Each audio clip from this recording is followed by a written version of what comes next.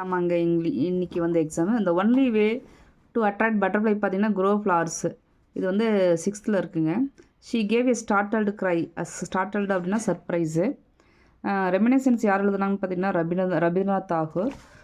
இதில் எது வந்து பர்சனிஃபிகேஷன் இல்லை அப்படின்னா, சாக்லேட்டு, டெலிஷியஸ் கேக் இது 2மே வந்து பர்சனிஃபிகேஷன் அதில் எதுவுமே உயிருள்ள இதில் ரெஃபர் பண்ண கிடையாது அதனால். 65க்கு பார்த்தீங்கன்னா ஏ கரெக்டு. 66 பார்த்தீங்கன்னா ஃபஸ்ட்டு 8னா ஆக்டவு ஆனால் 6 லைன் அப்படின்னு கேட்டால் செஸ்டட். 67 பார்த்தீங்க அப்படின்னா எட்கர் ஏ கெஸ்ட்டு.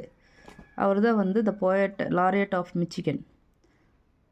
எப்போ வந்து இந்த ஆலிவ் ரிட்லி வந்து எக்கு போட வரும்னு பார்த்தீங்கன்னா ஜான்வரி மார்ச்சும். மேன் ஓவர் போலில் மென்ஷன் பண்ணியிருக்க கப்பல் பார்த்தீங்க அப்படின்னா எஸ்எஸ் ரஜுலா. அடுத்தது இதில் என்ன வரும்னு பார்த்தீங்கன்னா 70 வாஸ் ஃப்ளோன்னு தான் வரும். ஏன்னா ஃபஸ்ட்டு வந்து பார்த்திங்கன்னா பர்ஃபெக்ட் டென்ஸ் கொடுத்துருக்காங்க. அப்போ கரெக்டாக வந்து இங்கே பாஸ்ட் டென்ஸ் தான் வரும், வாஸ் ஃப்ளோன்னு தான் வரும். அடுத்தது பார்த்திங்கன்னா ப்ராடிஜி அப்படின்னு பார்த்திங்கன்னா a child who shows great ability at a young age.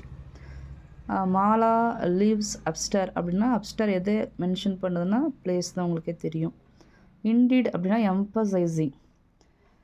அடுத்தது இந்த அபவ் சென்டென்ஸ் டிமாண்டட் மீன்ஸ் அப்படின்னா ஆஸ்க் அத்தாரிட்டேட்டிவ்லி.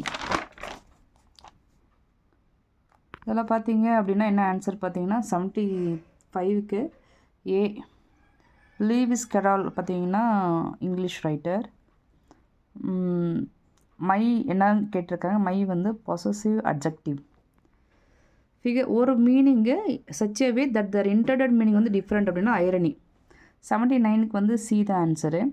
80க்கு வந்து ஹர் கிராண்ட் மதர். 81 வந்து கோல்டு. 82 வந்து சர் ஐசக் நியூட்டன். 83 காமன். 84 வந்து மோட்டிவேட்டட். 85 நீரஜா. 86 வந்து கரேஜ். 87 வந்து பிளண்ட்லி. 88 ஒபீடியன்ட். 89 வந்து ஷேகர் தத்தாத்ரி. 90 வந்து ஜெர்மன். உங்களுக்கு எவ்வளோங்க கரெக்டு?